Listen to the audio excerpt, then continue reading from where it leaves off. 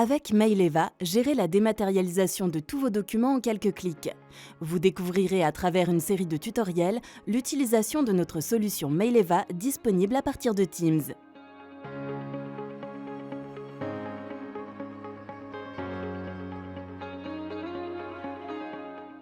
Depuis votre espace Teams, cliquez sur Plus applications et recherchez Maileva dans la barre de recherche. Sélectionnez l'application. Cette vidéo explique comment envoyer des courriers en masse. J'accède à la page d'accueil des envois de courriers de Maileva sur laquelle sont affichés les différents scénarios qui correspondent chacun à un type d'envoi. Parmi ces scénarios, nous détaillerons l'envoi de courriers en masse. Les prérequis pour l'envoi d'un courrier sont les suivants. Destinataire du courrier, l'adresse du destinataire doit respecter les recommandations de taille et positionnement affichés sur le visuel de courrier à droite de l'écran, ainsi que les éléments détaillés. Envoi en national, l'adresse peut contenir jusqu'à 6 lignes de 38 caractères au maximum, un code postal à 5 chiffres est obligatoire, sans espace, la ville doit être saisie en majuscule. Exemple, Monsieur Arnaud Dupont, 4 avenue du Test, 75 000, Paris. Envoi en international, une 7e ligne éventuellement possible pour indiquer le nom de pays. Le pays est à placer obligatoirement sur la dernière ligne du pavé adresse, saisi en majuscule. Exemple, Mr. Ken Smith, 16 Northumberland Ave, London, WC2N 5AP, Royaume-Uni. Le nombre de pages maximum par pli est de 45 feuilles, soit 90 pages recto-verso. Pour commencer, je sélectionne le bouton correspondant à mon type d'envoi. Le premier écran du scénario sélectionné s'affiche. Il correspond à l'import du ou des documents à envoyer. Je peux désormais ajouter le fichier correspondant qui doit être en format PDF.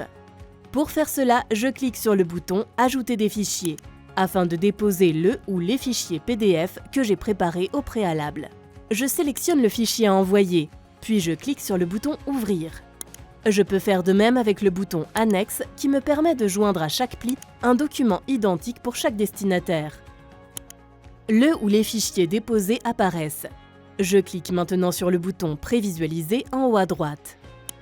Dans l'écran de prévisualisation, je vois des lignes pour chaque courrier individuel de mon publipostage avec les éléments constitutifs du courrier, notamment le destinataire et son adresse.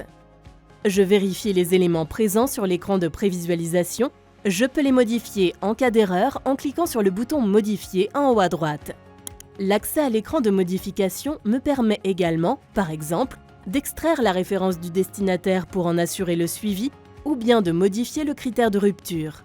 Ce critère permet à l'outil de découper mon fichier en courriers individuels. Dans l'écran d'extraction, le menu sur la droite me permet de faire le nécessaire. Dans le bouton « Découpage », il est préconisé de conserver « Découpage par adresse » dans les envois de courrier en masse, mais je peux par exemple aussi définir un nombre de pages par courrier. Dans le bloc « Extraction », je peux modifier la zone de récupération du bloc adresse.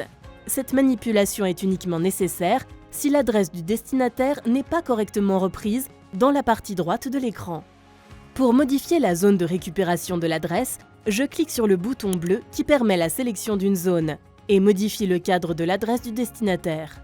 Avec le curseur de la souris, je délimite la zone où se trouve l'adresse destinataire sur mon courrier.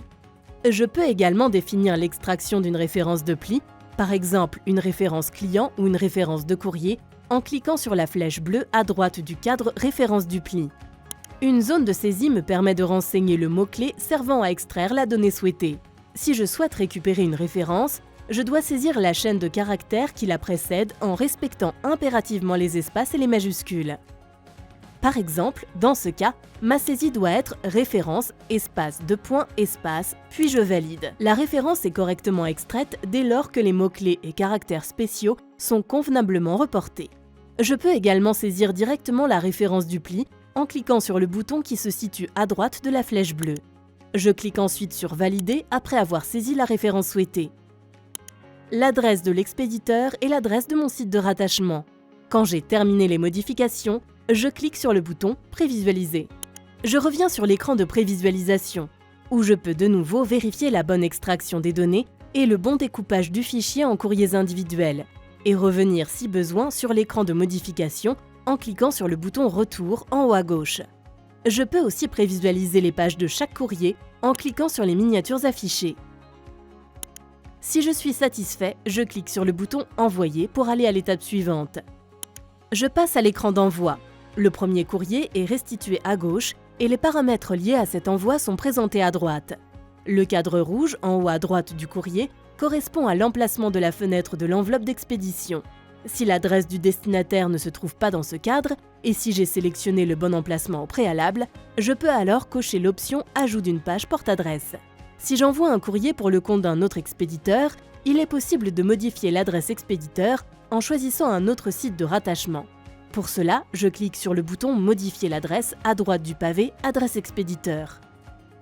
Dans le menu permettant de modifier l'adresse d'expédition qui s'ouvre, l'adresse affichée par défaut est celle de mon site de rattachement. Sur la partie gauche de l'écran, une barre de recherche ainsi que la liste des sites sont affichées. Et sur la partie droite, l'adresse du site sélectionné est visualisable. Pour trouver le site que je souhaite utiliser pour l'envoi de mon courrier, je clique sur la barre de recherche et je saisis tout ou partie de son nom. Par exemple, saisir Montpellier permettra de faire remonter en résultat les sites enregistrés. Pour Montpellier, sélectionnez Site Dev. Je valide le site sélectionné en cliquant sur le bouton Valider. Un récapitulatif d'envoi s'affiche, je clique de nouveau sur Envoyer pour confirmer l'envoi. Je suis redirigé immédiatement vers la liste des demandes d'envoi. Celle que je viens d'effectuer apparaît dans le tableau au statut à traiter. La demande d'envoi ne comporte pas d'erreur et le statut passe à terminer. Si toutefois le statut passe en erreur, il faut alors consulter le suivi des envois dans le menu de gauche afin d'identifier le ou les courriers en erreur. Dans la vue des demandes d'envoi, mon publipostage apparaît sur une seule ligne. Il est possible de consulter l'historique en cliquant sur le bouton de consultation à droite. Les différentes étapes de l'exécution du scénario d'envoi s'affichent. Il est également possible de télécharger sous format Excel, CSV, les informations de tous les envois. Le fichier est téléchargé sur mon poste dans le répertoire choisi ou configuré par défaut, à partir duquel je peux l'ouvrir. Dans ce fichier sont reprises les informations liées à l'horodatage de l'envoi, le type de scénario, le nom du PDF envoyé et le statut du traitement. Il est possible de voir l'état d'avancement de l'envoi en cliquant sur Suivi des envois. Dans ce menu, je vois une ligne d'envoi pour chaque destinataire de mon courrier envoyé en masse. Il faut consulter ce menu pour s'assurer que le courrier est bien envoyé. Dans ce cas, le statut se met à jour en Traitez-le suivi de la date.